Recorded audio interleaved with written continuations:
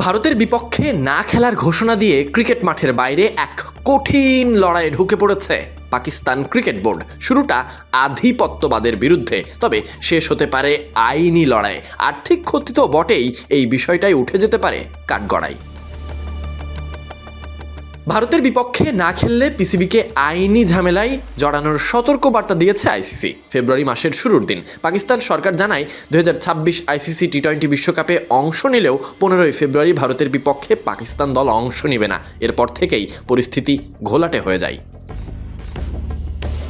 এমন আপত্তিকর ঘোষণার পর আইসিসিও যেন সতর্ক হয়ে যায়। পিটিআইয়ের তথ্য মতে ভারত ম্যাচ বয়কট করলে আইসিসি পিসিবির পুরো বার্ষিক রাজস্ব আটকে রাখতে পারে, যার পরিমাণ প্রায় $3,50,00,000। সেই অর্থ থেকে সম্প্রচারকারীদের ক্ষতিপূরণ দেওয়ার পথও খোলা আছে। এমন বিব্রতকর পরিস্থিতির গুরুত্ব বুঝে পিসিবি চেয়ারম্যান মহসিন নাকভি আইন বিশেষজ্ঞদের সঙ্গে আলোচনা করেছেন। তবে বোর্ডের সূত্র বলছে ভারতের বিপক্ষে না খেললে শুধু জরিমানা নয়, আইসিসির ডিসপিউট রেজুলেশন কমিটির সিদ্ধান্ত পিসিবির পক্ষে নয়, বরং বিপক্ষে যাওয়ার সম্ভাবনাই বেশি। কারণ এই কমিটি আইসিসির সিদ্ধান্তের বিরুদ্ধে কোনো আপিল শোনে না। আইসিসির চোখে পিসিবির অবস্থান আরও দুর্বল হয়েছে আরও এক কারণে। ভারত সরকার পাকিস্তানে খেলতে অনুমতি না দিলেও নিরপেক্ষ ভেন্যুতে পাকিস্তানের বিপক্ষে খেলতে কোনো আপত্তি করেনি। অথচ পিসিবি নিজেরাই শ্রীলঙ্কায় খেলতে চেয়ে আবার এখন ভারতের বিপক্ষে ম্যাচ বর্জনের সিদ্ধান্ত নিয়েছে। শুধু কি তাই, এত কিছু হয়ে গেছে। সামাজিক যোগাযোগ মাধ্যম কিংবা সরকারি আলোচনায় যখন সব কিছু স্পষ্ট, তখনও পাকিস্তান ক্রিকেট বোর্ড নাকি কোনো স্পষ্ট বার্তাই দেয়নি আইসিসিতে।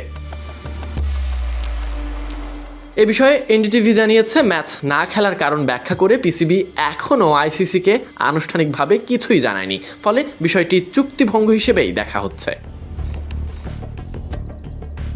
এই সব কিছুর পর সবচেয়ে বড় ঝুঁকিতে সম্প্রচার চুক্তি। 4 বছরের চুক্তিতে ভারত পাকিস্তান ম্যাচ অন্তর্ভুক্ত ছিল।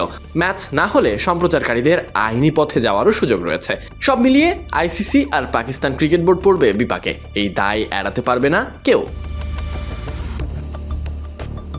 মনে রাখা ভালো, এই সব কিছুর সূত্রপাত বাংলাদেশ থেকে। সমর্থক হিসেবে সবারই মনে আছে, প্রথমে মুস্তাফিজকে আইপিএল থেকে ভারতের বাদ দেওয়া, এরপর একজনের প্রেক্ষিতে একাধিক জনের নিরাপত্তা শঙ্কায় বাংলাদেশ বিশ্বকাপ ভেন্যু পরিবর্তনের দাবি জানায়। মেনে নেওয়া তো দূরের কথা, বাংলাদেশকে বাদ দিয়েই আয়োজন করা হচ্ছে বিশ্বকাপ। এ সময়ই পাকিস্তান ক্রিকেট বোর্ড বেঁকে বসে, প্রথমে বন্ধুসুলভ আচরণে, তবে একই সাথে স্বার্থ হাসিলের পথ ধরে আইসিসিতে ভারতীয় আধিপত্যবাদের বিরুদ্ধে লড়াইয়ে নেমে গেছে, যার শেষটা এমনও হতে পারে আর্থিক জরিমানা, ক্ষতিপূরণ, আর এই শেষের শুরুটা হবে আইনি লড়াই দিয়ে।